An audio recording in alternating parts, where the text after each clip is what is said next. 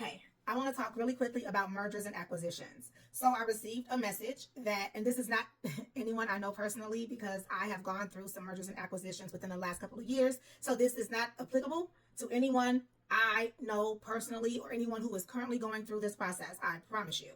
But I received a message that they were asking at what point should they jump ship because they were acquired by a company 2 years ago. They were promised that nothing would change, and then everything changed. And now all of the former employees or the employees from the first company are either being fired and not replaced, or they're quitting.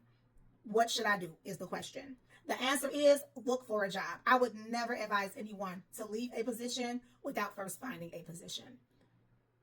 Now, if it's that bad, of course you have to do what you have to do because peace is worth everything. You know, if you're not at peace with where you work, if it's just intolerable, then you have to make the best decision for you.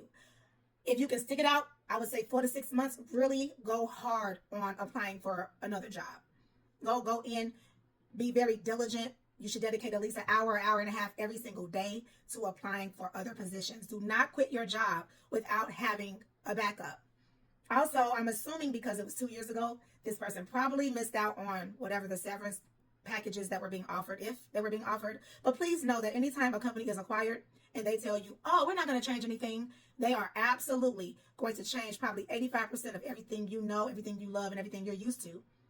Because what's working for them has worked for them enough that they can buy your company. So what your company was doing, in their opinion, it wasn't working. So we're going to come in with what we do, and we're going to shift it all up and make it what we want it to be. Never fall for, oh, we're not going to change anything, because I promise you, they're going to change it all. If you are an executive, just a hint from my experience, then I guess I said I wasn't going to talk about mine, but I am. If you are an executive and they come in and they say, oh, we're not going to change anything, please go ahead and pack up your office.